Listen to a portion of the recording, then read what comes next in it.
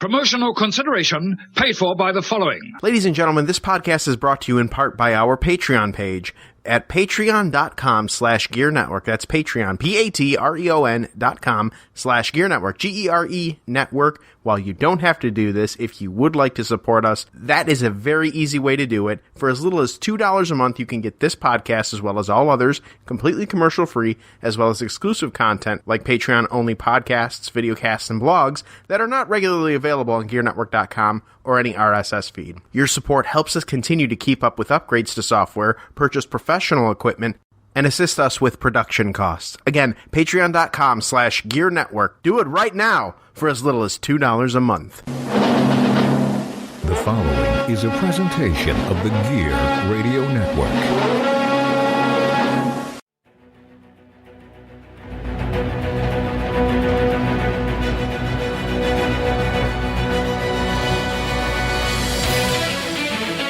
May the powers combine between Turnbuckle Talk Radio Podcast and Films of Fury to bring you the first ever Fight Companion 1.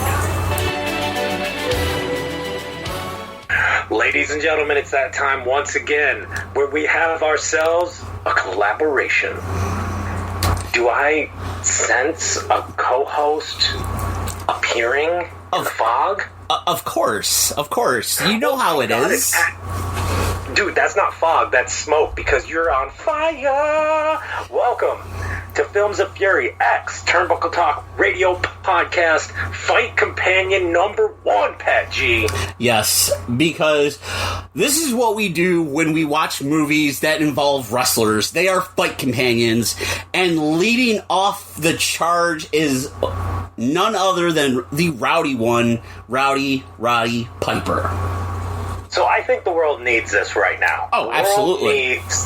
The world needs TTRP to sit for an evening and do its very first fight companion on this beautiful evening in June to the 1988 John Carpenter classic based on the 1963 short story 8 O'Clock in the Morning by Ray Nelson. This film is considered by many to be one of the greatest cult classics of the 1980s. It is generally well received by critics, more so today than when it was originally released. But this is definitely probably my top. When it comes to John Carpenter films, this one tops Halloween, and it's not just because of the Roddy one, it's because of how great this film is.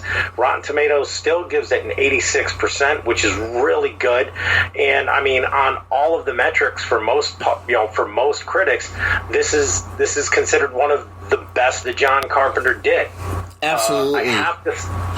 And the thing is, with this, side note before we continue, of course, this is not Roddy Piper's film debut, because of course he did 1987's Body Slam with Dirk Benedict from the A-Team, but this is definitely his first starring role. Yes, and what was interesting about this film is it was released November 4th, 1988. So going into the Thanksgiving holiday Christmas season, Election Day. And Election Day. And the budget for this movie, compared to some of the movies that we know today and that have been released over the past 10 years, $3 million. $3 million total. Yep, was the budget for this film. And it was a Universal Studios picture, so even by their standards, a $3 million movie, and it ended up making 13, so it made $10 million. Yep. So it made back its money plus 10, so obviously it had a good reception. It was number 1 at the box office, and some of the actors that are in it are well known by today's standards. Other than Roddy Piper, you had Keith David, who is, that guy in a lot of movies, but he's a great voiceover actor in a lot of cartoons and adult cartoons. And also Meg Foster, who's kind of a B queen, because she also did Canon Films' Master of the Universe a short time before that. And of course, she's made appearances in Rob Zombie films and whatnot in most recent times. But of course, this film is the brainchild of John Carpenter, who wanted to take a look at the Reagan system. And this is very much a product of the 80s. Oh, absolutely it was. And yuppieism, and this is as much a punch to the Reagan era as RoboCop was. Oh, absolutely. The funny thing about this, before we jump into it, is the film's original release date was for October 21st, 1988. But it was pushed back 2 weeks to avoid direct competition with Halloween 4, The Return of Michael Myers, coincidentally a sequel to a John Carpenter film. And it was produced by John Carpenter, because at that time, John Carpenter was producing them, and the Halloween history being what it was, he did not anticipate it to be about the slasher killer Michael Myers. The first two obviously were, but number 3 was supposed to star anthologies, and Halloween, the season, the holiday itself, was supposed to be the point of the film. And then all of a sudden 3 came out, Season of the Witch, which is an underrated horror film. Obviously diehards love it, but your average Halloween fan would kind of ignore that one.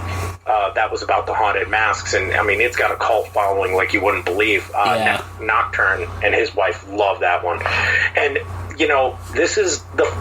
at this time, Roddy Piper had left WWE. He had actually met John Carpenter at WrestleMania 3. Yes.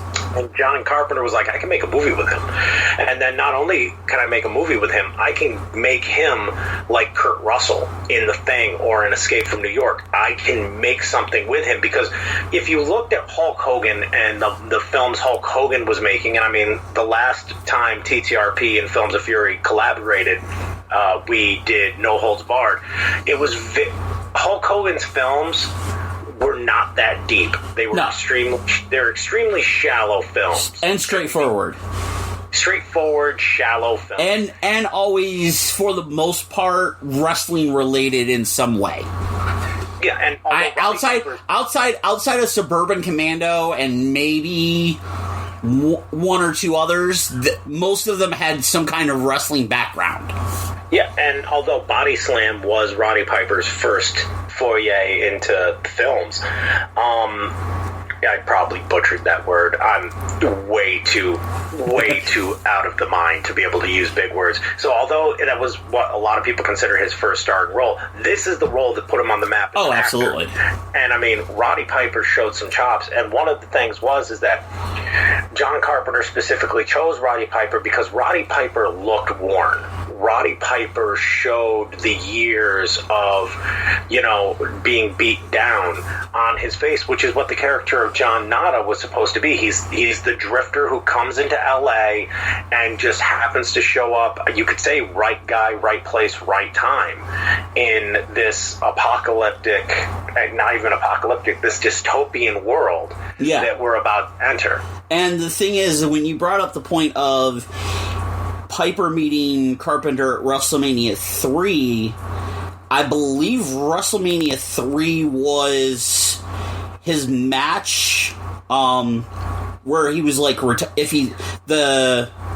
was a hair versus hair match. I retire. Yeah, yep. It was a hair versus hair match with Adrian Adonis, and that was to be his go away match. That's why he was doing the hair versus hair match with Adrian Adonis. And Roddy Piper, of course, won that match. Yeah. With the sleeper. He went off the hero, and it gave him an opportunity to go off and star in films, which he had talked about in his autobiography, as well as documentaries that were done about Piper. And the other thing that this allowed Piper to do was get that Screen Actors Guild card. Yes. So that all of the injuries that he was able to, that he was not able to take care of while on the road full time, once he became a part-time worker and he was acting, he got that SAG card, so he was able to get operations that would not necessarily be able to be paid for by promoters in certain companies. So if you look at it, not only did They Live give us one of the best acting performances by a pro wrestler, hands down, probably one of the very few movies that could not be remade. I mean, it stands the test of time. Just leave it alone. Even though at one point there was talk about a remake. There was, and then that got shot down, thank God.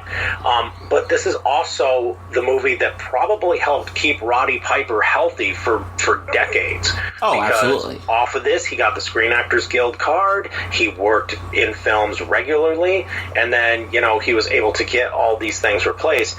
And it also gave us probably one of the best fight scenes in a film ever. Oh, absolutely. And then that was a inspiration for another WrestleMania match involving Piper. Yes, the Hollywood Backlot Brawl, which we'll talk to because God knows we have 94 minutes and change in order to be able to enjoy this film. So, as always, this is what we are going to do, ladies and gentlemen.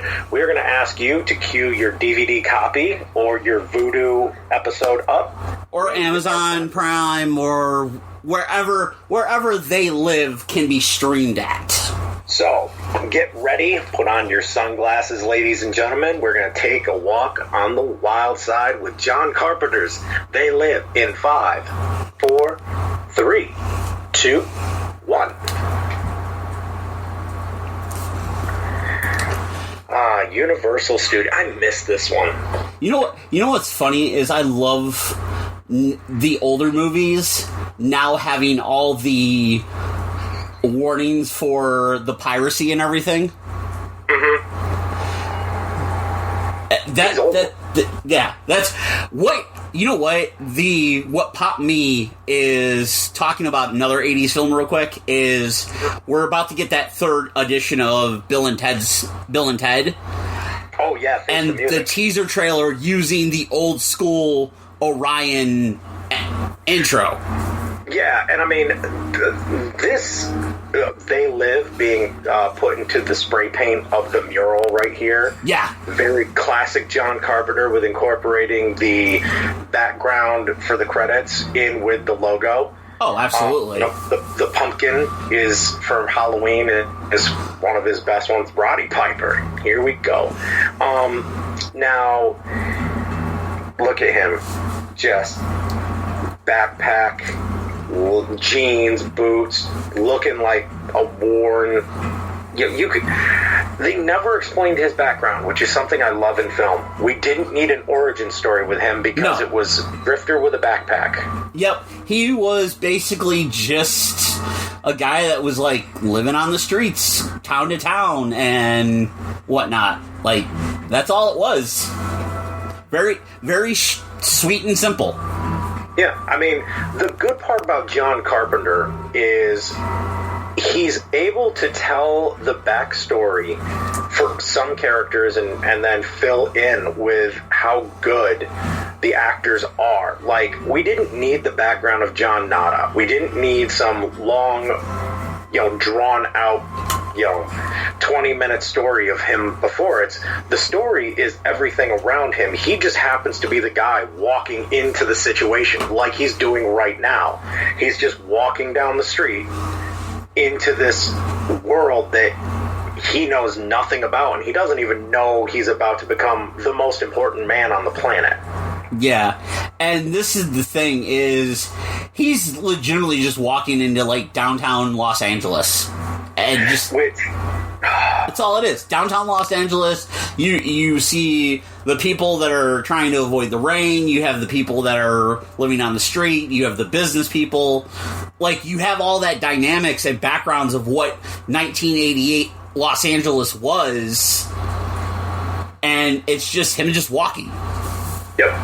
And I mean, the sad part about it is that if you were to film this movie today with the homeless and the drug rampant individuals, I mean, it's, here's him going in for job opportunities, and you could tell a recession, if not a depression, is going on. Oh, absolutely. Because you got to figure during the time period of this, you're basically like in that Cold War era. Last place of employment, Denver, Colorado. Oh my God, look how young he looked. Yeah. My God in heaven. And he also grew out his hair a little bit for the role. Mm-hmm. Because at Mania 3, his hair was shorter, and he grew it out just to have that kind of drifter, loner, on the road type deal.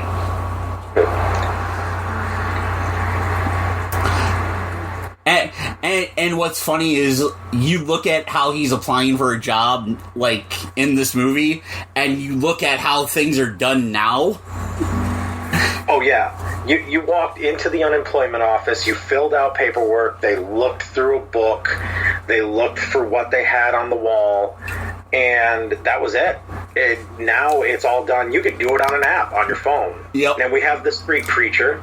Of course, the street preacher, which nowadays stuff like this happens, and just, oh my god, reactions. This right here, this scene, is today. As weird as this sounds, like, he is telling you, this is almost Matrix-esque, where he's telling you you're being controlled, you're being manipulated, and then agents show up, or the police in this case showed up and just took him away to wherever he was. And what's funny is, just looking at what he's actually saying is so relatable to today. Mm-hmm. People, just mind-numbed watching television. And nowadays it would be your screen. Yep. The people just watching the free television in the store windows. Mm-hmm.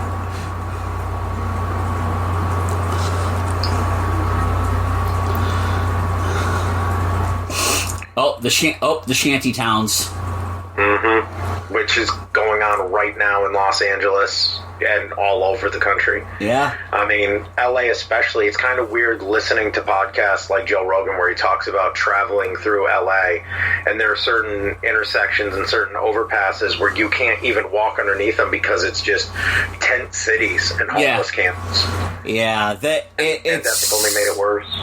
It's one of these situations that it's unfortunate, and especially with the times that we're in. But looking back at movies like this that focus in on the politics and everything from that era and time, it's relatable.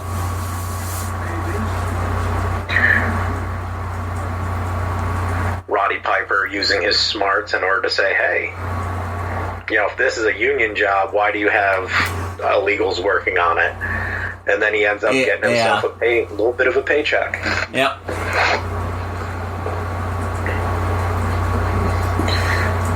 And I mean, the acting, first off, yes, because he's a wrestler and because he's jacked, you have to have him shirtless, ladies and gentlemen. It's Roddy Piper. It's in the contract. Yeah, and at this time, it's Roddy Piper, who he was in a relatively prime of his career, because, like we said, he's coming off WrestleMania 3. He's coming off a year and a half run of running with Hogan and Mr. T and being the top heel of the WWF at that time.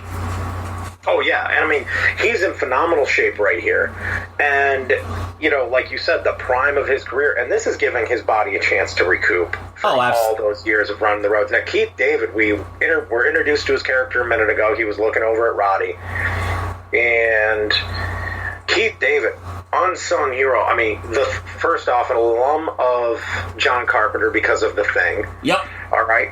And fans nowadays have heard his voice in so many cartoons on Cartoon Network, and they've seen him in so many movies. Like I said, he's that guy. But I love the fact that he's the president of the United States in Rick and Morty. And meanwhile, he's a dimwit in that show. And in this show, he's not the sidekick. He's the equal to Roddy Piper. Yes.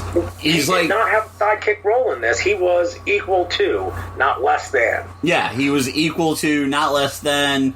And very similar in stature and everything. I mean, you have to think Roddy Piper was billed at, what, 6'2"? Yeah, 6'2", 6'3"-ish. So Keith David looking down at Roddy Piper And here is one of those camps, probably the main camp, because it seems like this one is well established. Yeah. It's one of them well-established ones that probably has the assistance of one or two people from like the surrounding neighborhoods to give them food and blankets and plates and stuff, and help around. Yep. I mean, here's Gilbert, the introduction of Gilbert's character, who, just to make sure that we're all good, ladies and gentlemen, Gilbert was played by Peter Jason. And he's another one of those 80s guys he was that guy in the background. Yeah. And the interesting thing with him is he went on to star in multiple movies and did voices in multiple video games, mainly the Gears of War series. No shit. So there you go. And he also had parts in one or two Fallout games, I believe. Now, here's where you get the backstory of Frank. And I mean, really, this is the story of the 80s, where you had production plants starting to either take their companies elsewhere overseas or were closing down. I mean, at the height of Reagan economics, which, by the way, we kind of do need to stress here, Pat G and I both were kids during that. This movie, when this movie released in November of '88, I was 5 years old. I was 6. So, yeah. And I mean, you look at this, and it's like both of us are pups, yet this movie still resonates because, first off, we're students of history. But secondly, we're seeing this all happen again with tent cities and, you know, all of the unemployment. I mean, what was the numbers last week? Was 40 million? Yeah, and the country was at like a 14% rate of unemployment. Yep. This LA city skyline, which is weird when you think about, you're seeing all of this. Yes. And you're seeing this backdrop. But what you're going to see, and Roddy Piper saying, I believe in America, I follow the rules. Yeah, it's one of those things that it's an interesting thing because you have the times where you had all these trade jobs, the construction, the electrician, and the plumber, and whatnot, and then these jobs are starting to fade out. And what's interesting is you get the flip side of that when the hacker takes over the television networks. Yes. Because then you're showing what the future is going to hold, because that's essentially what happened. You had this end of the era, Cold War era, and everything where people were, the homeless and everything, were living in shanty towns, tent cities. And the hacker trying to get by, and then the hacker doing what he is, taking advantage of what the developing technology. And the cool part about this is John Carpenter's They Live. You see shades of it, or where shades of it could be within the Matrix. And this is when, you know, see the headaches, because it's starting to wake you up from your slumber by interrupting. Yeah, and what's funny with the hacker is, if you really look at the hacker and what he's doing with the headaches and everything, and what he's saying, it's very similar to what people are, what like the group Anonymous has done today.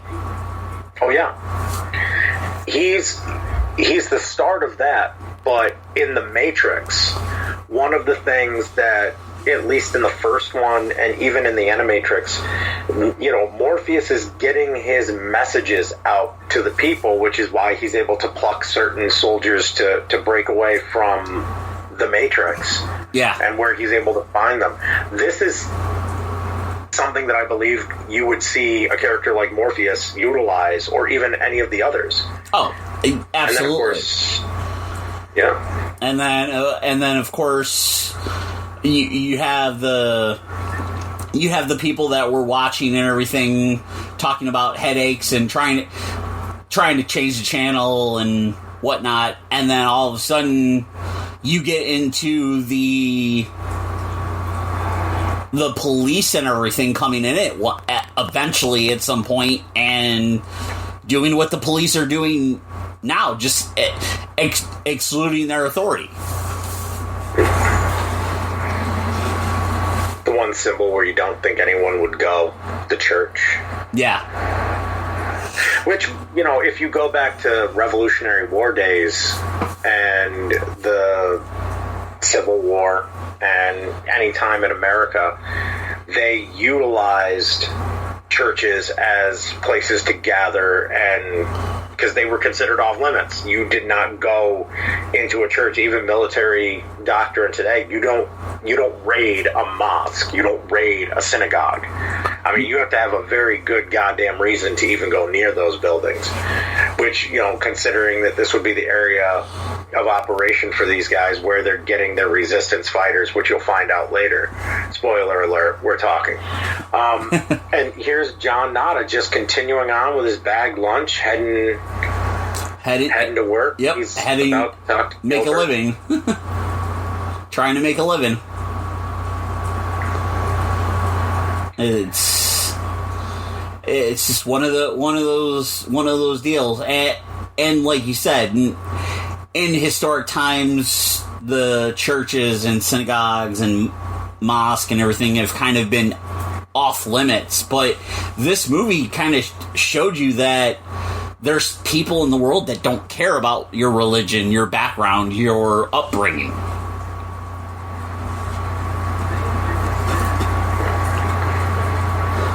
The middle class.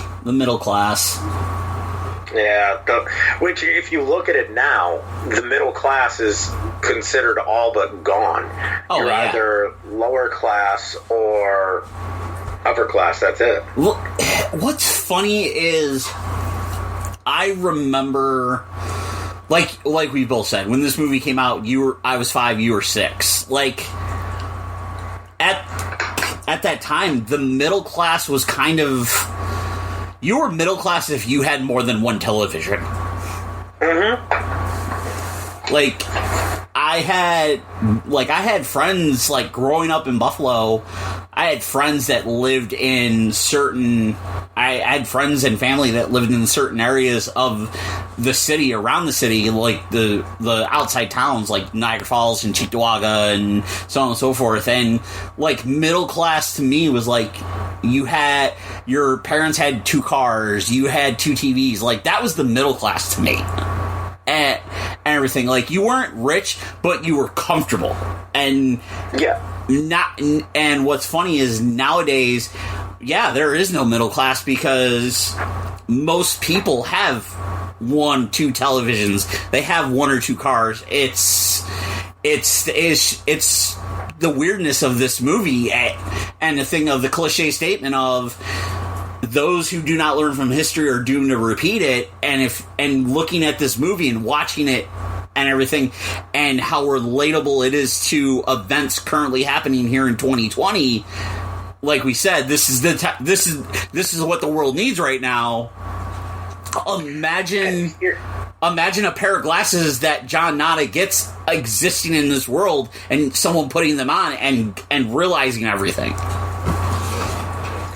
Now, here you go with, this is John thinking he's stumbled across something huge, which he has. You have the chemicals on the table. I think he almost thought there was a drug operation going on. Yeah. And then now you have, they live, we sleep.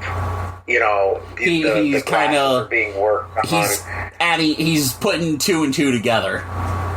Yeah, he's starting to figure out that something is weird, but they don't know exactly what it is. And now they're talking about shipments, and he's listening to all of it, and he probably thinks there's some giant drug operation going on.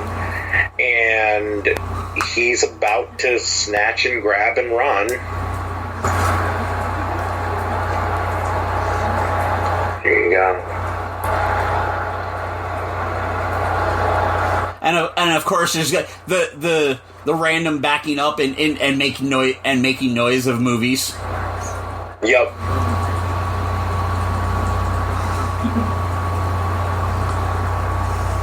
See, all of this, if you weren't listening in, it sounds like we need people to be enforcers on the street for this drug war. Yeah. That's what it sounds like. It sounds like they're setting for a drug war in the streets when in reality they're just trying to make people realize what's going on. Yeah, it's a revolution. Oh, the preacher.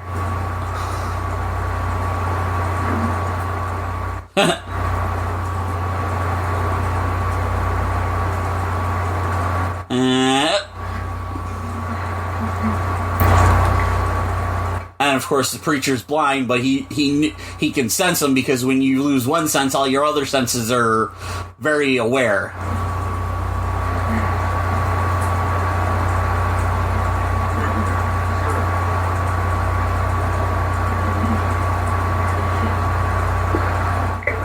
Foreshadowing that he'll be back.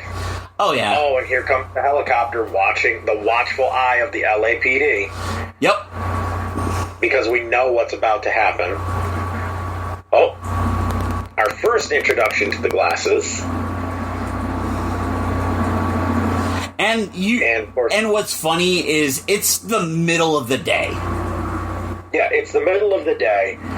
And now you have this one homeless guy talking about things that he's heard and cults, and he's trying to undercut everything that's going on. You know, with the hard times, he's trying to talk about, oh, there's these cults, end of the world kind of stuff, almost getting these guys ready to kind of, you know, not believe anything they're about to hear. And meanwhile, the one police bird just flying over, just making the circles around the area with the camera on its underbelly. Yeah, that's most likely like heat censored or something like that, and that can detect stuff.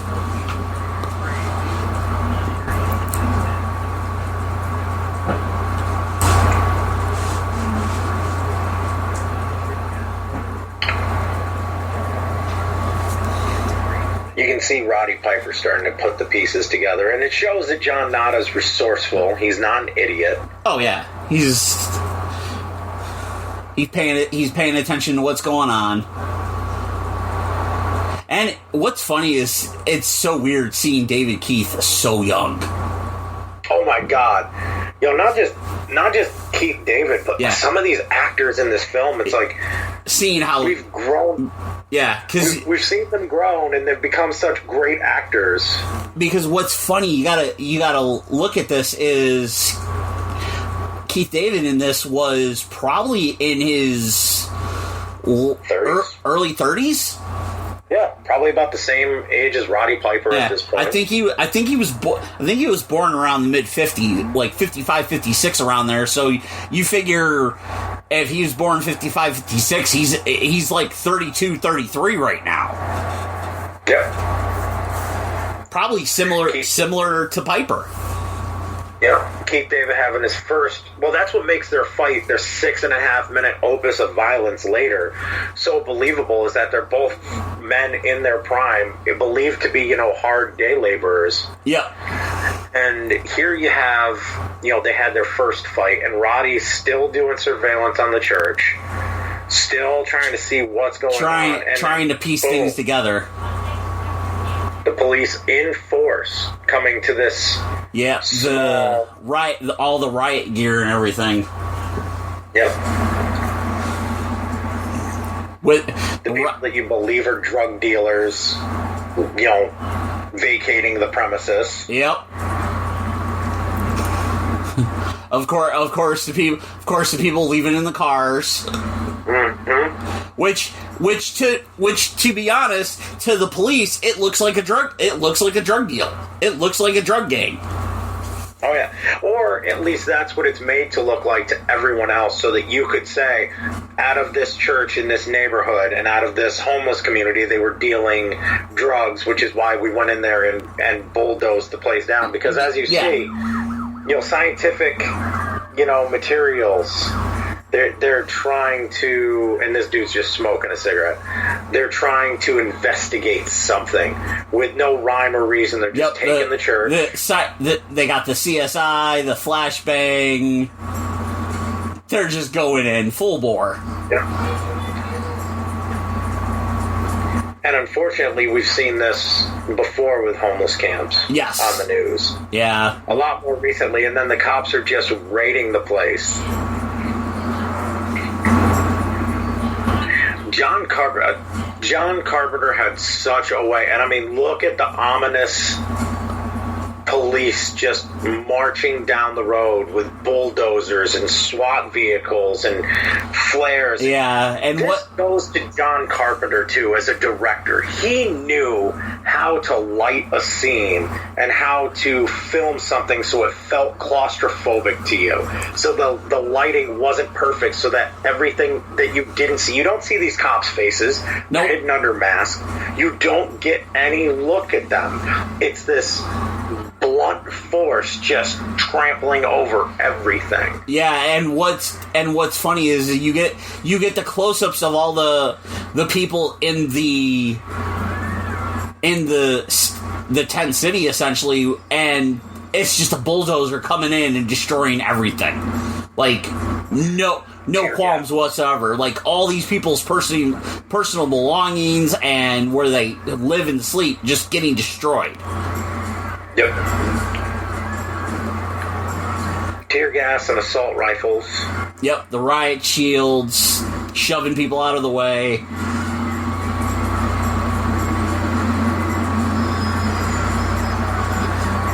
Everyone vacating as quickly as they can in a hue of smoke and tear gas. Trying to grab whatever they can to rebuild their lives.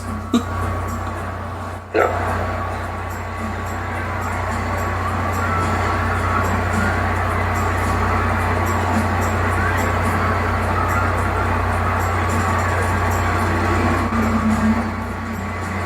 It's so strange watching this today after everything that's been going on. And look at the person in the vehicle, not even being allowed to get out, just scrambling for her life. Yeah.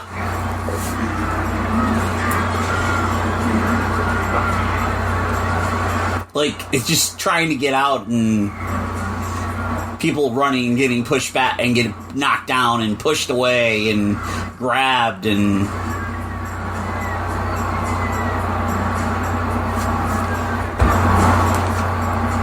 just... The police. Fighting off the propagandist and the preacher. Yep.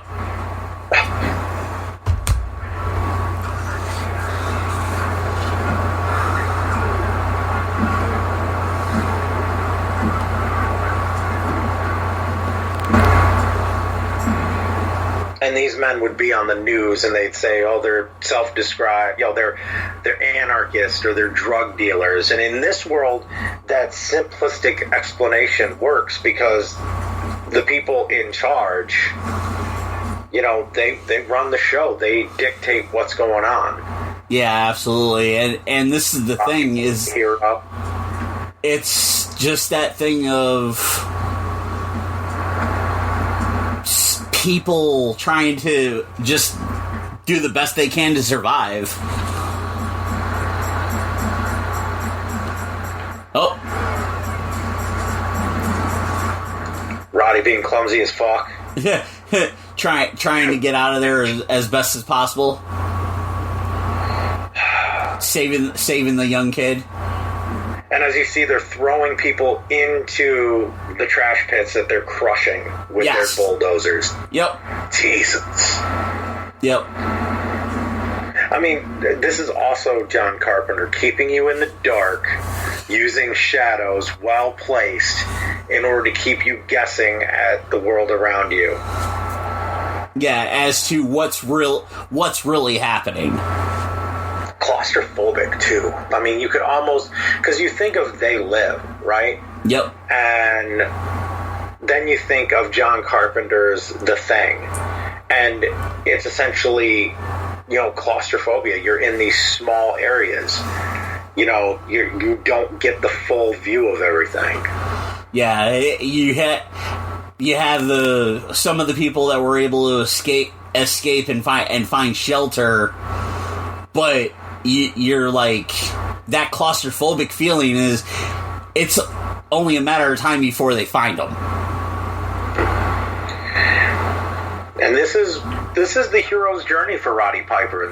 Somebody start World War III. Yeah. So, somebody start World War III. Sitting there smoking a joint. Hell yeah, dude. Hell yeah, they did. But, you look at... Yeah, back trying to pick up the pieces of where they belong. And the television is still in the background, always going, always keeping you entertained. Yep, and keeping you distracted from what's going on. Yeah. As everyone's trying to put the pieces back to their life. And I mean, you look at... This is the moment when everything starts to change, because he watched that violence take place with impunity and no real reason. And Roddy Piper's gonna be the dude to finally do something about it, because he wants an explanation, because to him, it seems like there is no explanation for what I just saw. For what? Yeah. So for the things that I just witnessed and went through, there is no rhyme or reason or explanation for it, and I need answers. And they painted over the "they live, we sleep." Oh, good boot by Roddy. Okay, let's see. And they had a couple of the... there's some of the boxes. Oh, here we go.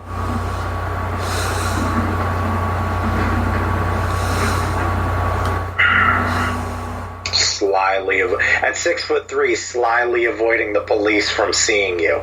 Yeah. 6'3" with work boots on, and a box in your hands, and kind of just like, oh, cop car, let me dive back in. Jesus, you couldn't lose Roddy Piper if you tried. Okay, now here is the big reveal: the Ray-Bans.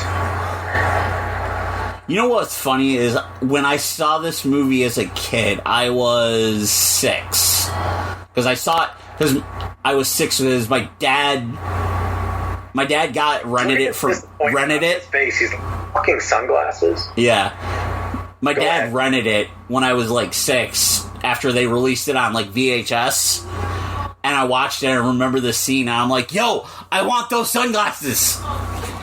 And this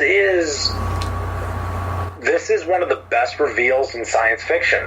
Oh, absolutely. Because it's such a normal-looking item. It's a normal-looking item. It doesn't draw any attention. It makes no sense to him why they would be looking for sunglasses. He's trying to piece this all together because, John Nada is not an idiot. John Nada, if you, in your own mind, created the backstory of this guy, this drifter who's lived life and he knows things and he's seen things, and now he's putting on these glasses, and all of a sudden, for the first time, kind of like Keanu Reeves using his eyes for the first time in The Matrix, he now can see. That's the way that I compare it. Is a decade later, Keanu Reeves would wake up from the same slumber that Roddy Piper woke up from. He's never had to use his eyes, which is why they hurt using the sunglasses. Yeah. He's like, because it's so similar to when Neo opened his eyes and he realized that the agents were just were just code in the Matrix. Yeah.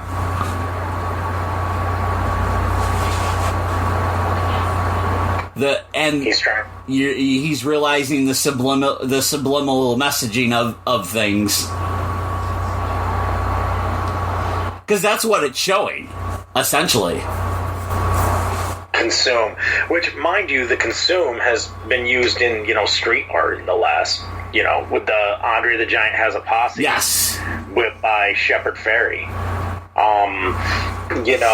This is so cool right here because so many jokes have been made off of this that I think I even saw a Kardashian poster.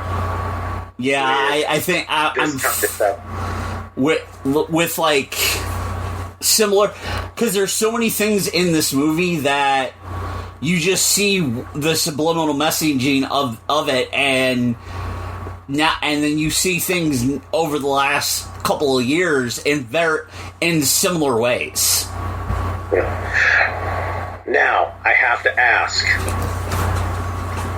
how many times have you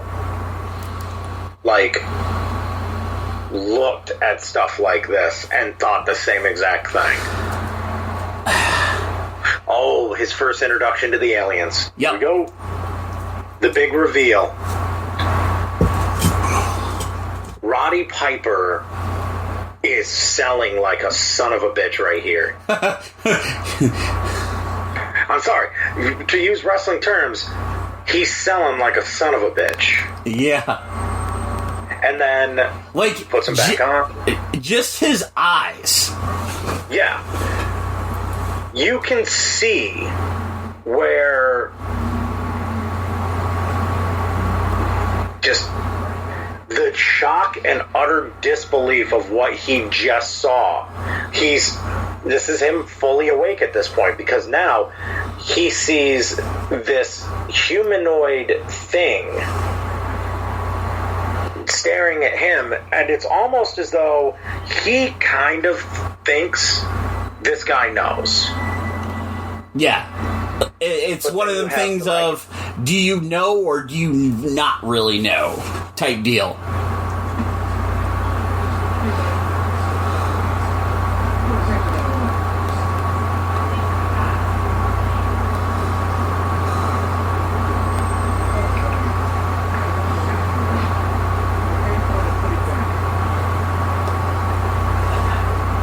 The transmitters on the street lights keeping he's starting to figure this out where everything is not as it seems. Yeah. And the thing is if you really look at what he's looking at, and we're talking about how this film and everything he sees is relatable to The Matrix. If you really look at this movie, it's nothing again, and John Carpenter being John Carpenter, it's very similar to, this could be a 80s version of The Matrix, essentially. Yeah, this is definitely a precursor to what you were going to have in the Wachowskis' Matrix a decade later. I mean, obviously less kung fu, still good fights, but here is something that, I love seeing, is that he's noticing that the people who are beaten down, yes, are the ones who are not, obviously, these weird creatures that he's noticing. Yeah, the people that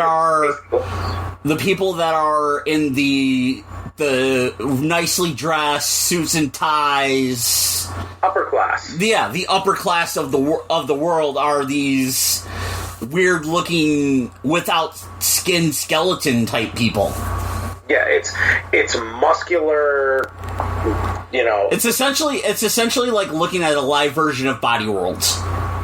Yeah. It's the bodies exhibit right now. I mean, they're waxy, humanoid, they're talking, and of course, here's the cynical politician on the television. He's got the glasses, so he's seeing through the keeping you asleep. Yeah. And I mean, this has been on T-shirts. Yeah, the obey. The obey and that symbol right there. And then, one of my favorite parts as a kid. It figures it would be something like this. Now here, you're okay. This one real fucking ugly. Oh, Roddy Piper. And see, here's where he gives it away. Formaldehyde face.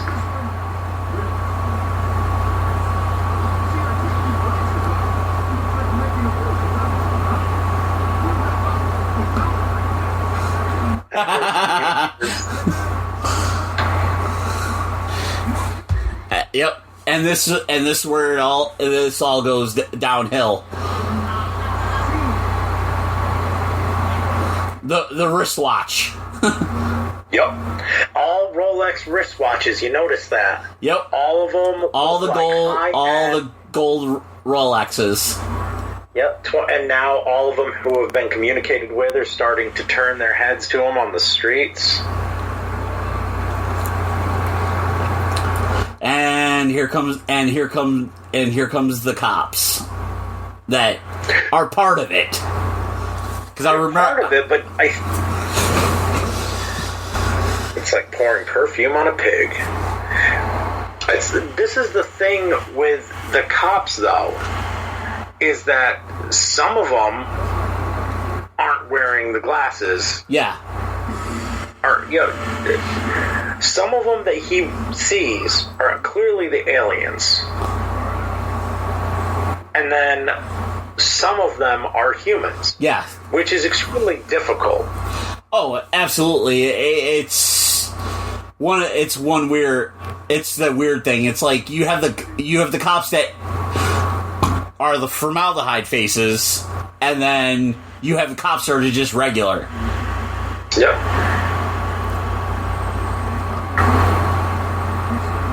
Now he could... Oh, clothesline!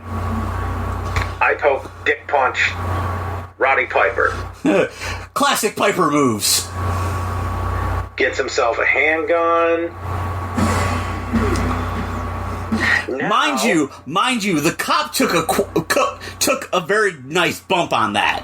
Oh yeah, that was a good short clothesline.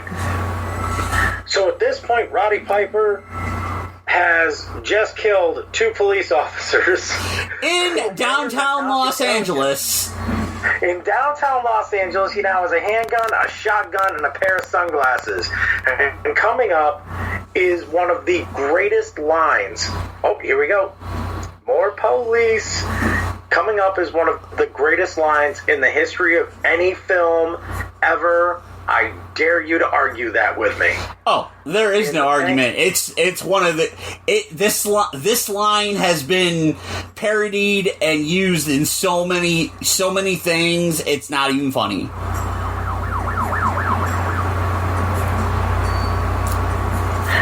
I have come here to chew bubblegum and kick ass. And I'm all out of bubblegum.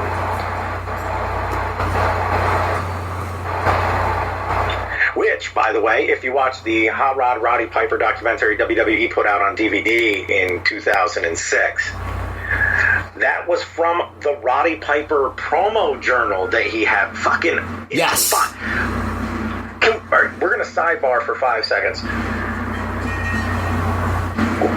John Carpenter's approach to violence in this movie was unabashed.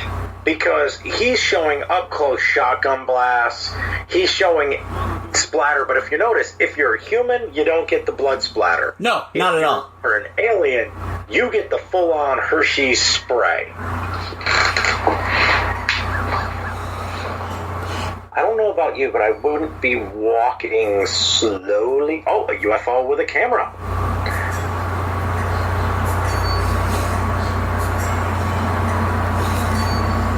And what was great is when he does shoot, the dead on accuracy of the shots. Oh yeah. Which, okay, I know this is going to sound weird, right? Oh, see, officer that isn't all messed up. Here we go. So you can assume that he's probably just a regular dude who joined the force thinking he was doing good. Meanwhile, it's all the other cops around him are, ruining his mind. Like, just regular cop, just kind of like, get out of here, dude. Just leave. Yep. Just go. But John Carpenter's approach to the violence against the you could say body snatchers, because you don't know what they are at this point. No. All you know is that they're skinless humans with, Rolex teleport watches at this point. Yeah. But and what's funny is he goes right for the media person. Mm-hmm.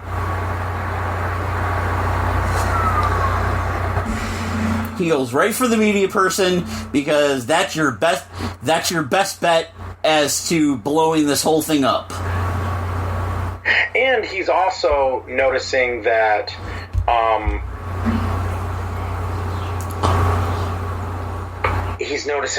she is not one of them. Nope. And of course this is, Meg Foster, who some of you will remember was police out in force. Once again, notice you don't see their faces. Their face shields are blurred. Yeah, so the face shields are kind of faces. They have that like smoky tint to them. Yep. But yeah, Meg Foster, who, like we said, was kind of that B-type actress and everything. At the time that she did this movie, she was 40 years old. Yeah, I mean, she was Evil Lynn, like I'd mentioned. Yes. Which I hope we do that at some point. I hope we do that movie at some point. You know what? We're going to get Evan on that one. That way that has nothing to do with TTRP, so it's literally just three nerds sitting there watching one of the best 80s films of all time. In fact, that is the first movie I remember seeing in a drive-in. To be honest, that was my first drive-in movie as well. And the movie that was opposite it on the other screen? What's that? Superman 4, The Quest for Peace. Oh, wow. Yeah. Yeah, this was... Oh, the big burly neighbor. Yeah. Getting stoned. Look at that mullet. That was a beautiful ass mullet.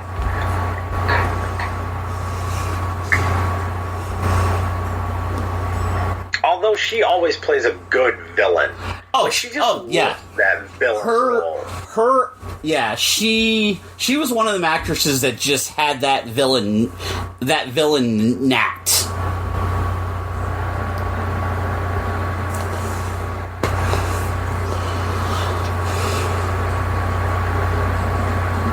And this is when you see how exhausting it is to wear the glasses. Yeah, because he's finally got them off, and he's like trying to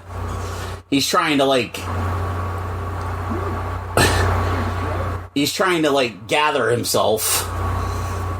Which, by the way, we haven't talked about this guy, much like Neo. Okay, at least Neo knew something was going on. Yes. Right? He knew that there was a sliver, and even John, you have to admit, looking around and seeing the world, he hoped the American dream was real. He even said it. And then all of a sudden, a raid and a pair of sunglasses later, and everything he knows is just gone. And you were talking about how proficient he was with that gun. I would like to believe that maybe John Nada, like, if I were to come up with my own background story of him, ex-service member, good at his job, gets out, and then it becomes a drifter. And in the 80s, it was believable for someone to do that. Kind of similar to, not watching this, because it's been a while since I watched this movie. I don't know if you've ever watched the series Burn Notice. But where Bruce Campbell's character, Sam Axe, former Navy SEAL, now kind of guy who just kind of living off his pension checks, like knows enough people to get by, like in law enforcement. I feel like it would be a similar backstory with John Nada. Yeah. I mean, I don't think the story he gave at the unemployment office was real. No, not at all. He probably Yeah, I mean, obviously he was trying to bullshit his way into whatever job he could get money. But then, like, just look at her. I'm sorry, she looks like a villain.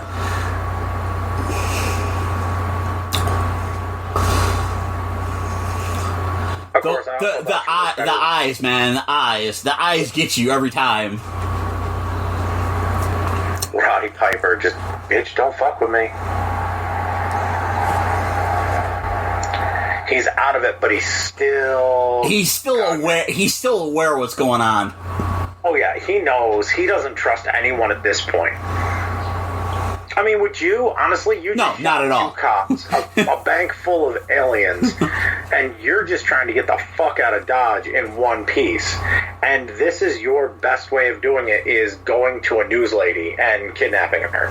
Yeah, absolutely. And that's the thing. Like, he was aware enough to find the news lady because it's the news lady. Like, she reports the news. But even though she's not one of them, she still is evil. Oh yeah. I mean, because if you look at it, and the world we live in today, all news is fake news, right? Yep. Like, that's the world where we, assistant program director, Cable 54, yeah, we are told how fake everything is. Yeah, it's the constant told of the media. The media bends reality as to how they want to hear. Gotta love 80s survival movies. He just fell 4 stories, rolled, and all he's doing is limping like he just got his ass whipped. Like, jumped out the window, through a glass window, on, like... After getting hit with a wine bottle. Yeah, wine bottle in the back of the head, through the window, down 4 stories, rolling down a hill, onto a street, now just limping like he has a sprained ankle. Oh, hiding under the viaduct. Now, and what's funny about this movie is this is where comes one of the greatest fight scenes of theatrical movies of all time. And, you know, Roddy Piper and Keith David for weeks got this fight. And because this was all on them. Yes. This was their chance to do a really knockdown, drag-out fight in the middle of a film. And Carpenter had done violence in his other films, obviously Halloween, Assault on Precinct 13, The Thing had some violence, but it was mostly, you know, alien attack monster kind of violence. Yeah. Escape from New York. It was never... Yeah, Escape from New York had violence in it, but it was never like a straight one-on-one fisticuff type fight.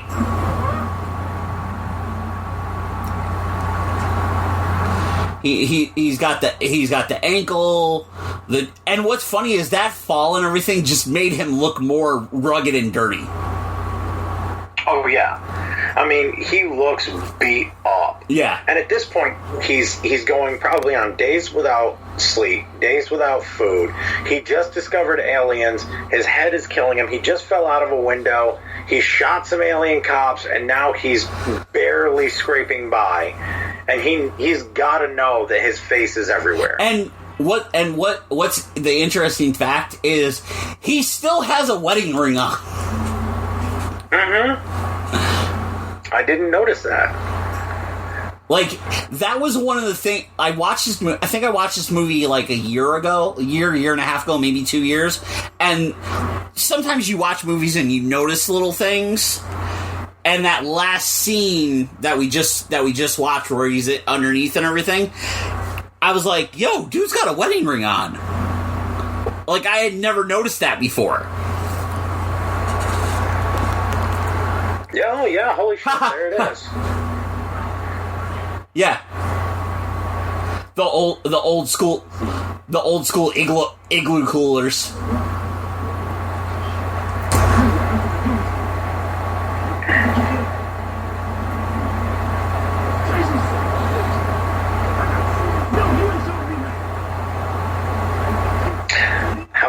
like they used one of Roddy Piper's pictures from a Pro Wrestling Illustrated for his wanted poster. Oh, absolutely. Absolutely. Like that short-haired Roddy Piper. Yeah, that's like short-hair Roddy Piper per PWI, like, type Piper. Roddy Piper's face still jacked up. There's the trash truck. Yep. Yep, nope, everything.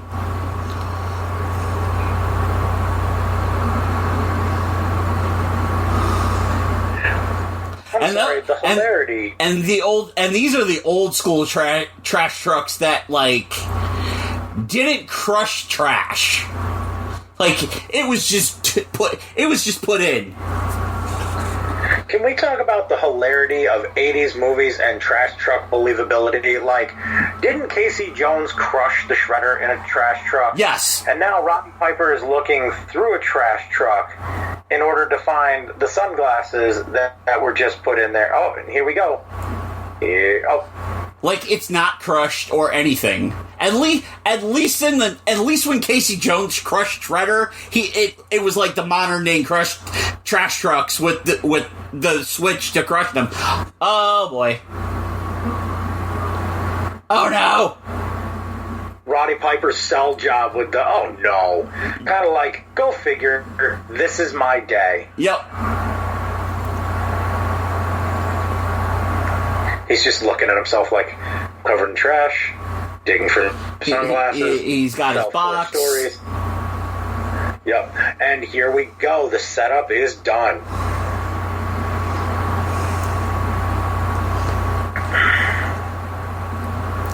Oh, good shot by Keith David. And what was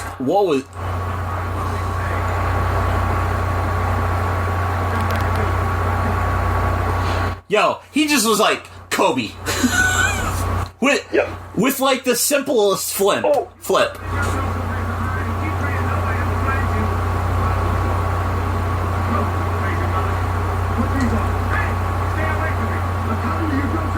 The intensity of these two actors in this scene. Yeah, and what was great about this is this was them. It was not stunt people. This was them.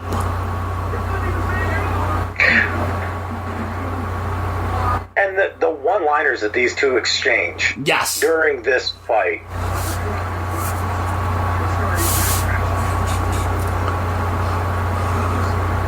You can tell Roddy doesn't want to hurt him. Yeah. And you can even tell Keith David doesn't want to hurt him either. It's like, I don't want to hurt you, but I'm going to defend myself. And you can see where a movie like this would inspire someone like Quentin Tarantino with some of his fights, because this has been what? That was the cutscenes. Like, it keeps on. Like, the violence is just right up close. It's intense. And, I mean, the shots that they're throwing at each other, they look like they're connecting.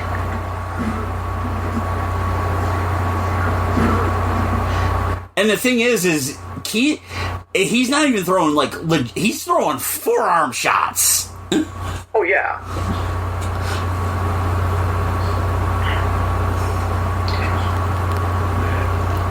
You dirty motherfucker. Oh. I'm gonna help you up, knock your ass back down.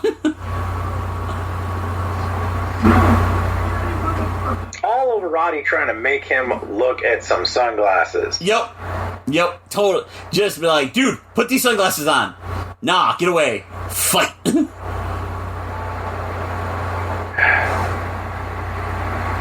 And now he's like... It's like, alright, you have... You stomp. Not to mention, they're both in work boots. Yeah, they're both in work boots. It's LA weather. It's gotta be the summer of 87. Piper is in work boots, jeans, and a flannel. Keith is in work boots, khakis, and a thermal shirt. And with a t-shirt underneath. Roddy Piper doing some wrestling moves with the back body drops and everything, and then like the boots, and it gets dirty. That's the other thing. Like, this fight gets grimy. Yeah, it does. These fights where fighting and they're clean looking. I mean, there's not a lot of blood, but I mean, still, they're in a filthy area. And the cool part about this is you just mentioned like the attire, the Hollywood backlot brawl. Yep, dude. Piper was in a jacket and jeans. A leather jacket, jeans, the studded 90s belt, and boots. Yep. And what's funny is Piper has even said that this fight was a inspiration for that match. And you can see it too. Oh, absolutely. Just with the exact certain details of it. Instead of the baseball bat, Piper's got the 2x4. There goes the window. Keith David, the makeup effects on this too, where Keith David's head is busted open on the back. You see it's all scraped up. Yep. Keith David drop sidewalk slam, legitimately sidewalk slam. Oh, they're into the chicken wing. Yeah. Oh God. And you gotta, and what's funny is you gotta think, like, when Piper's done things in this movie, like, you gotta admit, Piper's probably shown the guys how to do them just to have the effect. Oh yeah. I mean, and Piper's probably taken, Piper probably took some potatoes filming this, but the special effects where it's like the knuckles are bloody, the nose is bleeding, the back of Keith David's head is all torn up from the pavement. And still, Roddy Piper trying to save his friend. Yeah, the brush burns and everything. Yeah. The mullet in the wind. The simple breeze. Gut wrench suplex as well. Yep.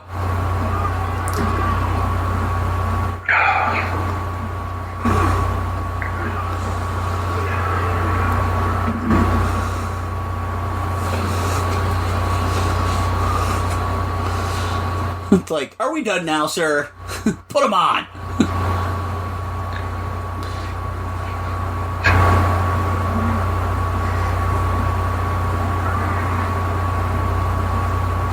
Now he's gonna drag him to make him look.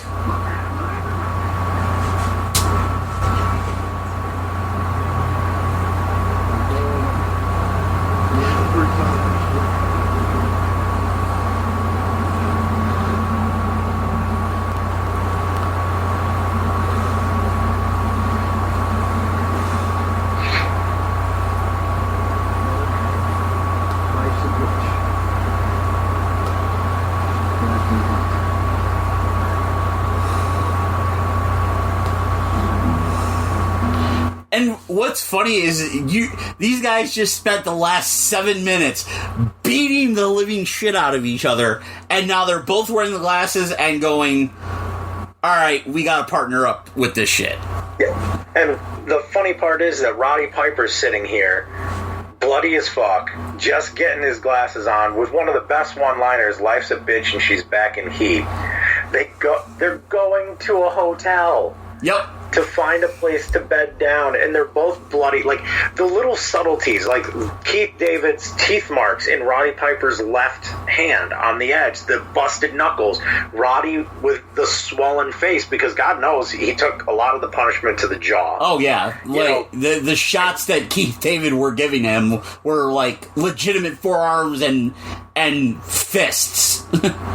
And Keith David, the wonder, like, Roddy's already fucking done with this, but Keith David's wonderment at the world that he's now looking around and seeing. Yep. You know what I mean? Like, he's now just being like, what the fuck am I witnessing? Yeah. And what's funny is, like, Keith David's going, yo, we now, knowing who he has to find now. And that being Gilbert. And then he's still looking around, just trying to wrap his head around this world. Yep. Trying to, like, understand it.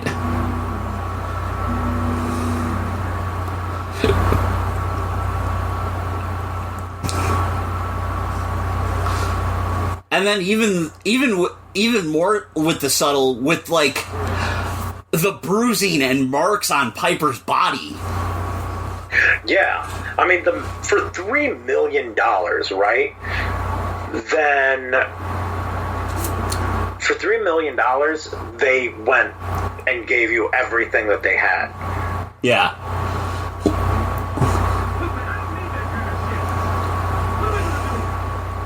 And I mean, these two guys, they're not heroes. They're just, at this point, they're both confused because they don't know what the fuck is going on. Yeah, they're just, it's two regular guys that work construction and just go on with their daily lives trying to survive.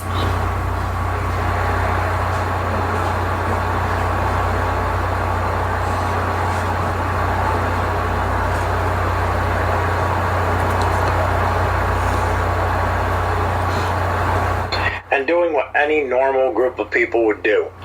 Junk food and beer in a hotel. Yep. And it looks like they're giving themselves a couple of days. Yeah, like, it seems to kind of, like, they got the hotel, they got the bed, the chair, some food, because like we said earlier, it seemed like Piper John Nada has been going without sleep, without food for at least 2 to 3 days at this point. And then granted, Keith David has been working the construction job, so you're thinking he's working 10 to 12 hour days, going home to his family, but he just literally spent 7 minutes in a knockout brawl in an alley. And here you're starting to get to see the backstory of John Nada running away at 13, which, mimics Roddy Piper's life because he himself was on the road at a very young age in his teens. He didn't, he broke into wrestling at 15 and he'd already been on the streets for a couple of years. And you look at this. What's interesting is, not to get off topic, with Roddy Piper and his story of wrestling and leaving at a young age and getting into wrestling at a young age and everything, and the fact that Ronda Rousey has said that he's been such an influence to her. If you really look at what Piper's done wrestling-wise in the story, it's very similar to what Becky Lynch has gone through. The young age and leaving home and getting involved in everything. And, with her, with the success at the young age, and here's Gilbert finding them. With the sunglasses. With the sunglasses, which is very important. And what was funny is these were the old school Ray-Bans that were like in the late 80s, early 90s were like $100. Oh my God, Ray-Bans. I remember when Men in Black came out, and the Ray-Bans that they had, they were $180 fucking sunglasses. Yeah, the Ray-Bans that Will Smith and Tommy Lee Jones wore. Yup.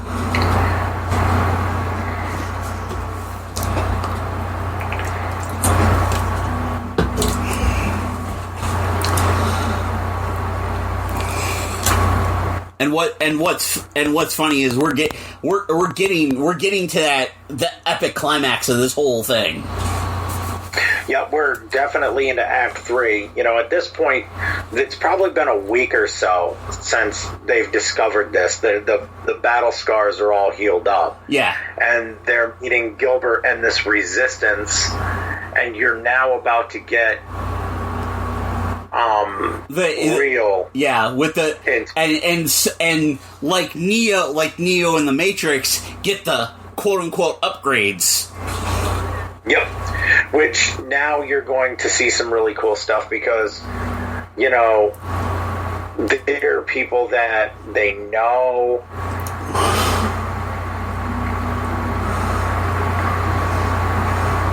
You're finding out the network that really is going behind it. Yeah. And this is one of my favorite things. The contact lenses. Yep.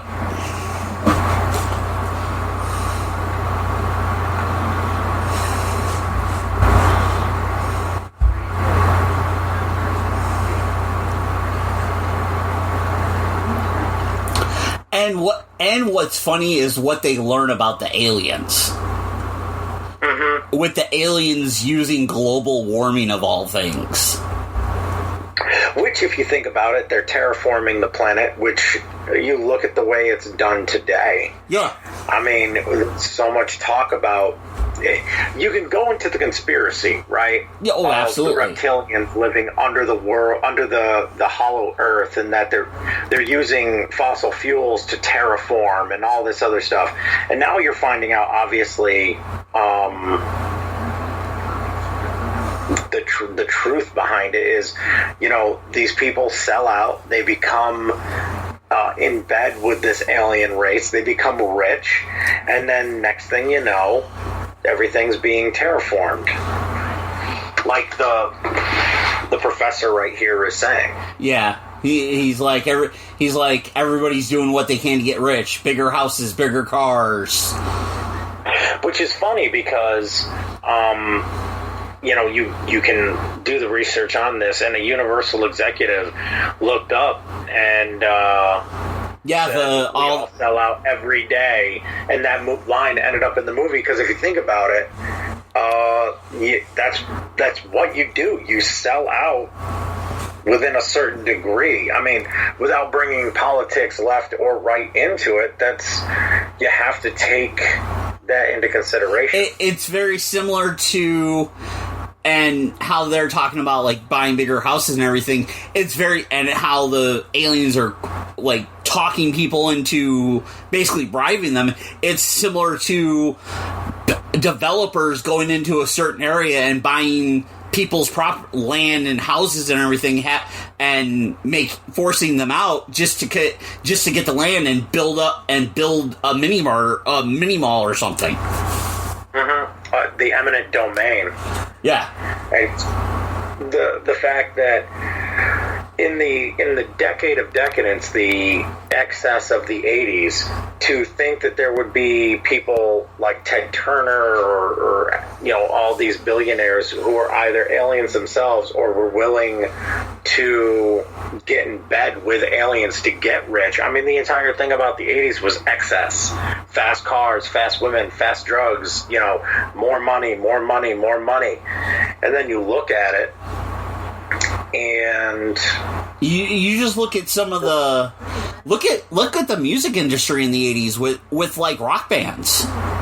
Oh God, hair bands, yeah, absolutely. I mean, the entire thing was about excess. Yeah. You know, Motley Crue, Def Leppard, I mean, it was all about this sex, drugs, rock and roll lifestyle. And then the funny part is the rollback from that was the 90s, obviously, in the way that works. Yeah, and then what's funny is you get to that. Everybody's building up. You have the contacts and everything, and then you have that moment where the whole resistance is taken out in one fatal blow. Yeah, I mean, except for your key characters. Yep.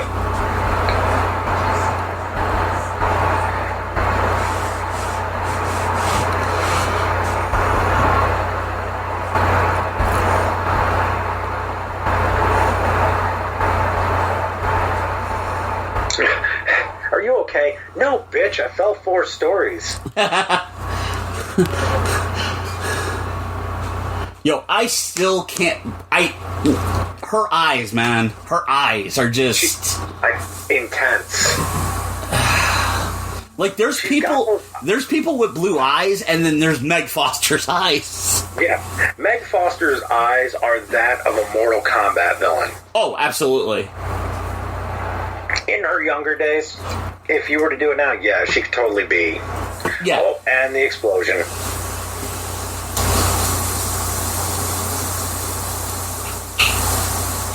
That momentary pause.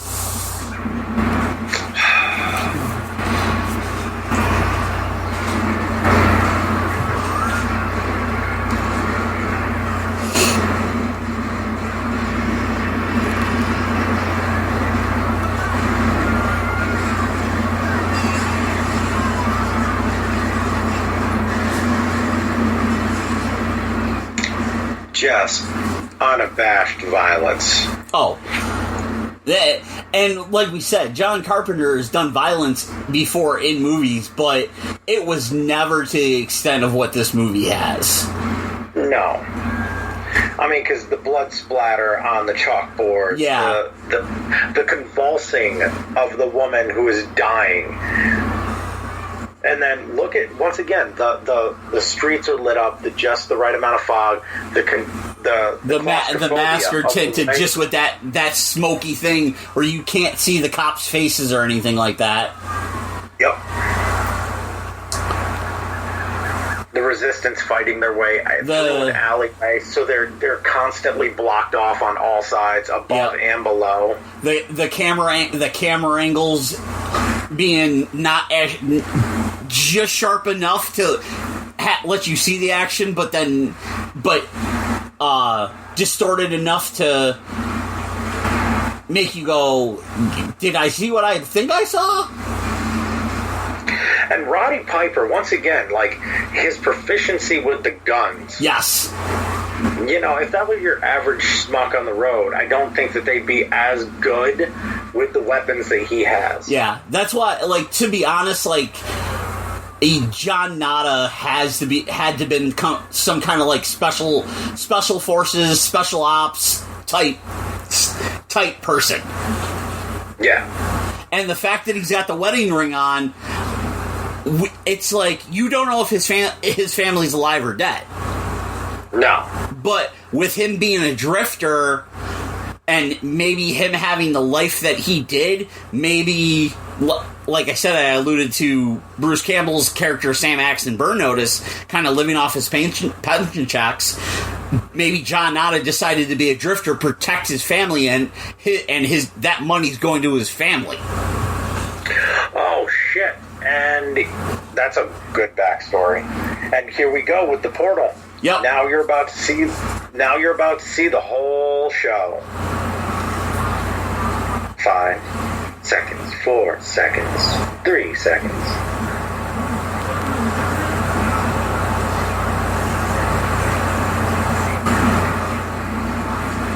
Got him pinned down, they got nowhere to go.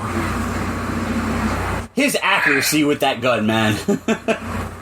Which is why I do like your idea that if he wasn't Special Forces, he was definitely trained. Oh, absolutely.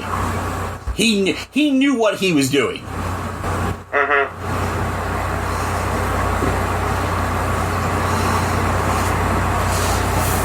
And now they're somewhere where it's like we don't know where we're at. And this is where you see the inner workings. Yes, and everything, and then they realize where they are at because they realize they're underneath the television studio.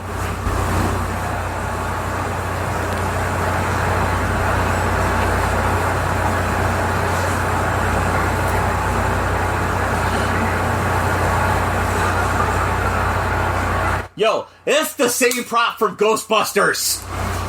Yes, it was. I was waiting for you to notice that. I did not notice. I have not noticed. I did not notice that before. Yes, that is. That was the communication tool. Yeah, Yo. All right, notice something new. Success. Here is one of my favorite moments. Oh yeah, when they stumble in on the gathering. By 2025, the United States and the world will be owned by them. Well, 5 years to go. Wow.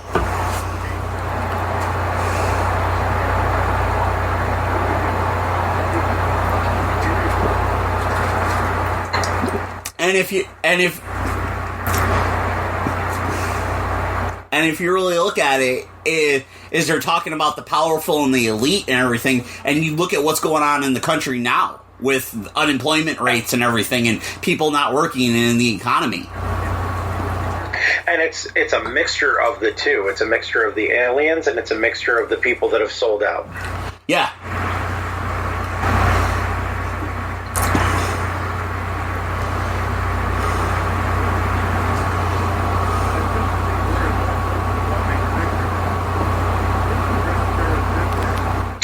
And here you go.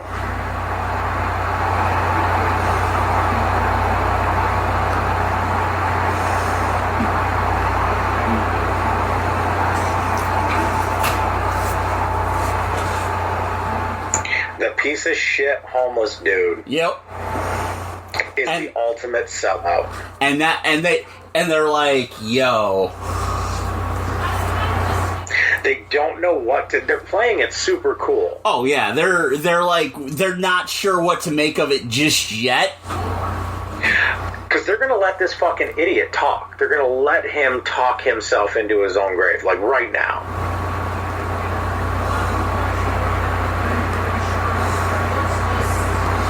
And not to mention letting him show them the operation. Oh yeah. See, this is what happens when you get the low man on the totem pole that doesn't know when to shut the fuck up. Loose lips sink ships. Yep. The guy that's part of the organization that thinks he has some power but has no power whatsoever. Oh yeah. And then the interdimensional transport. Yep. The transmitter and everything. Friggin' beam me up, Scotty. Ingenious. And what's funny is it's that like that open, and you have just that subtle bit of wind or air. Mm-hmm.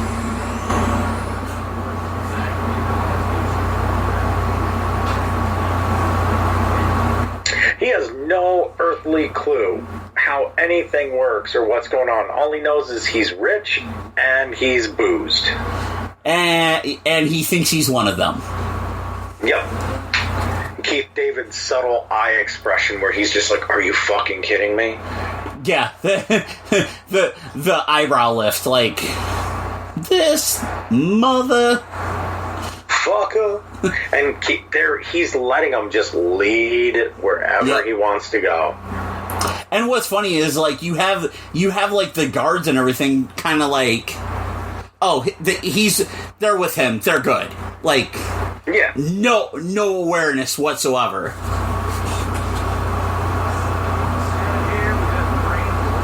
Yeah, he's just walking them through.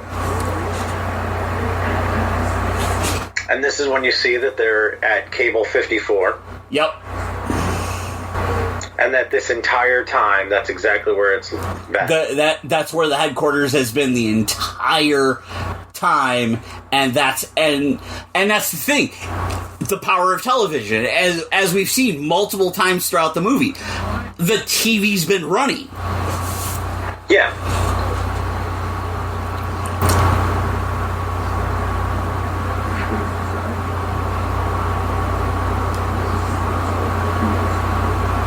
And they're playing it so cool. They're just be like, can we see?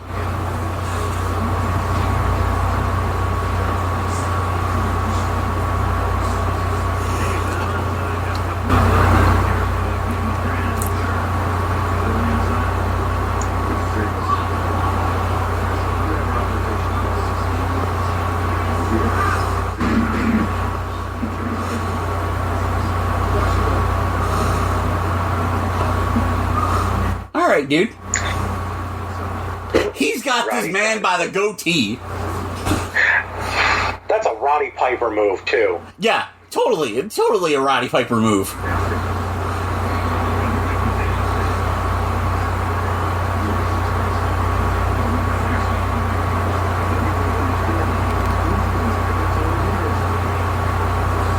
Nah, it ain't business, dude. Yeah. They're gonna leave us alone, let us have money. Yeah.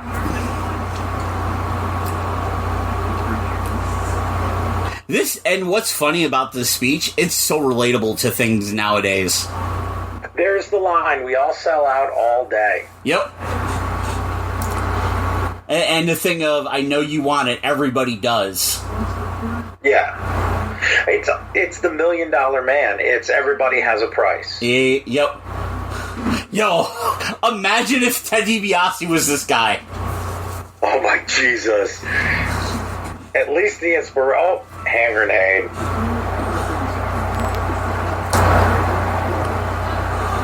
I love the teased up 80s hair. Man, nothing is better than 80s hair. Oh, there goes. Please stand by. We are suffering technical difficulties. Oh. See, I would like to believe that every single person in here, like, you would have thought everybody was an alien, but it wasn't everybody, and them having the contacts, just the dead-on accuracy of both men with automatic machine guns. Oh, yeah. Excuse me.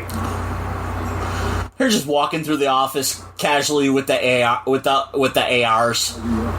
Yeah, just being like, "Hi, we have guns. Thank you." And I mean, yeah, you have to think the pregnant lady with the coffee. The pregnant lady with a giant pot of coffee, and just do all of the people in here know about the aliens? Yeah, like that's the that's the interesting thing. Oh. And Roddy Piper being so polite to everybody.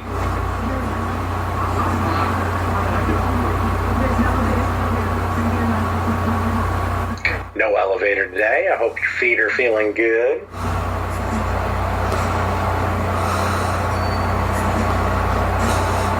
Oh, there's the high-tech security. Yep. With their high-tech communications stolen from the Ghostbusters set. Yes, absolutely. Sir, are you trying to detect ghosts? Are you worried about spooks, interstellar dimensional travelers, and Roddy Piper? Oh, once again, yeah, the deadly accuracy of these guys. See, I'd like to believe that not all of them are in bed with the aliens, because those dudes seem genuinely scared. Yeah, like going through this movie, there's people that seem generally like, oh shit, what's going on? And then there's people that are legitimately trying to attack them.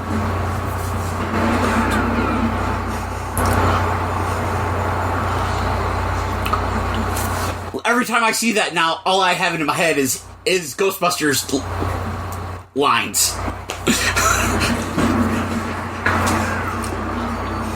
Also, I love the close-ups of the end of the ARs and how accurate they are.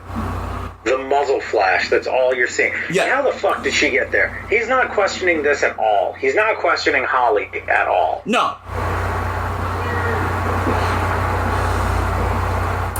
And not to mention, she is changed and clean from the last time we saw her. She was in front of an explosion. Yep, and she's got her hair did, and she's changed and clean, and neither of them are questioning anything. Nope. Aww. The muzzle flash. Oh, all right. Well, I'm out of ammo now. I'm going to the handgun.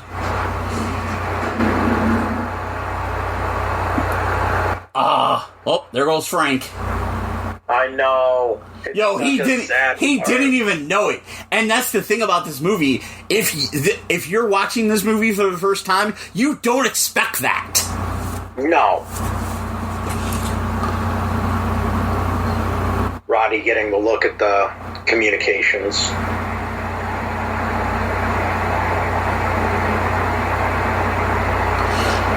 Dum dum dum. Yo, them eyes. The eyes. And the utter defeat of Roddy at that second. Yep. When he turns around, like the defeat of his facial features.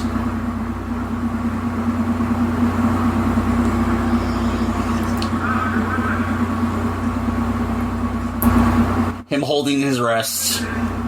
Yep. Like, just the complete, just... his whole body language. Everything. And Roddy... fuck it.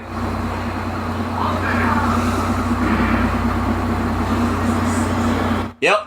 He's like, you know what?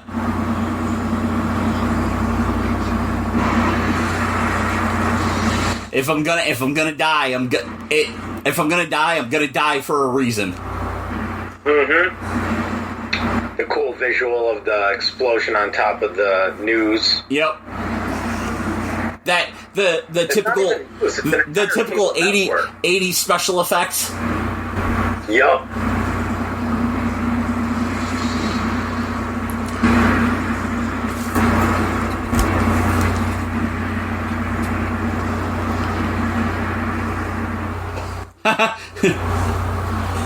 Oh, there it is.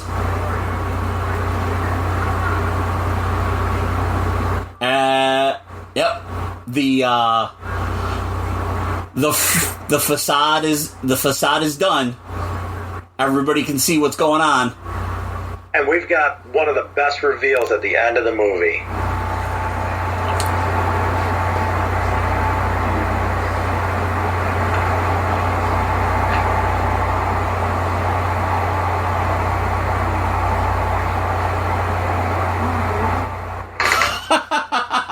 Hey, what's wrong, baby?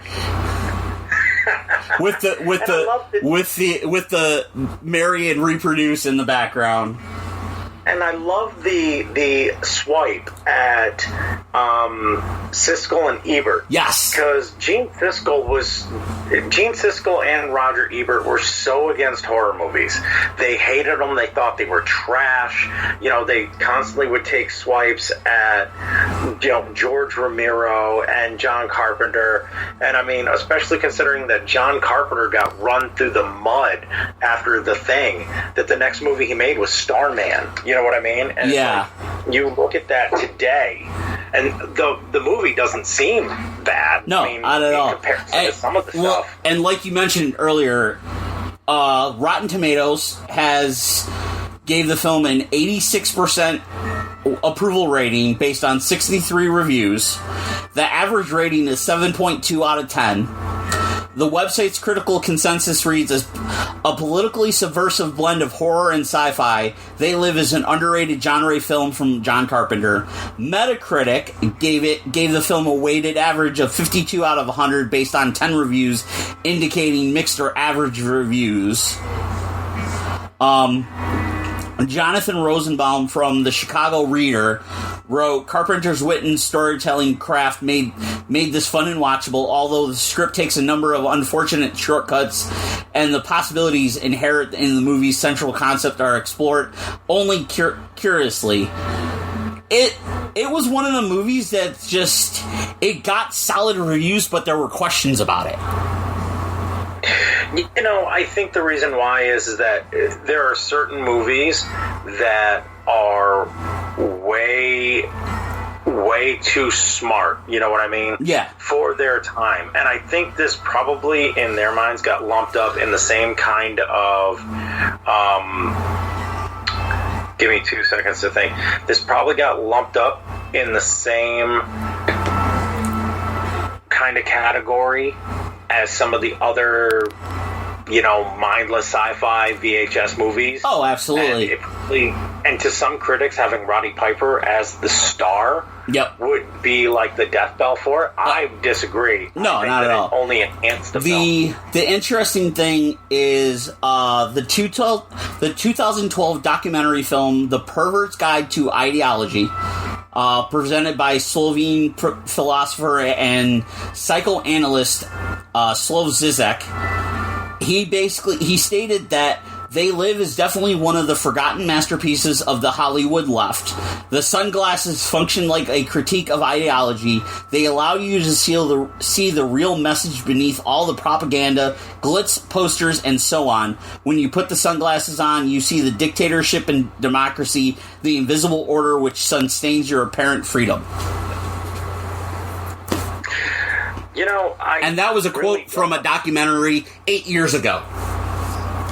And to be honest, I really don't know how to end this podcast on a better way than basically saying that this is more relevant today and was still relevant 32 years ago. And without a doubt, without a question, not only is it one of the best movies of the 80s, but I would dare say that Roddy Piper's serious tone in this set the stage for guys like The Rock to be able to do serious film later on. Oh, absolutely. And the interesting thing is with this is there's so many things that in media that have used this film legacy-wise. It's been used in video games.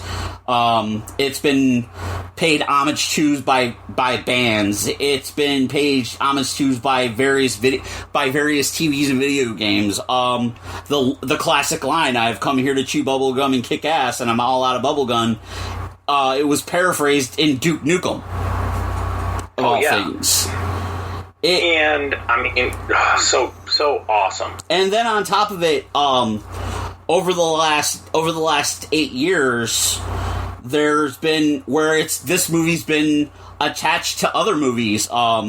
Universal Studios back in 2014, I remember seeing it, had a four movie midnight marathon pack, and it was The Thing, Village of the Damned, Virus, and They Live together.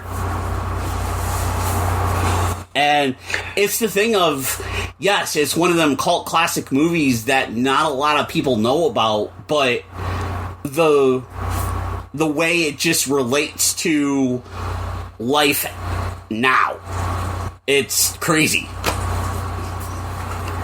Yeah, and to just say that this is one of the best political movies of all time. I mean, you could say this is, because this is based on a story that was based on Invasion of the Body Snatchers concept.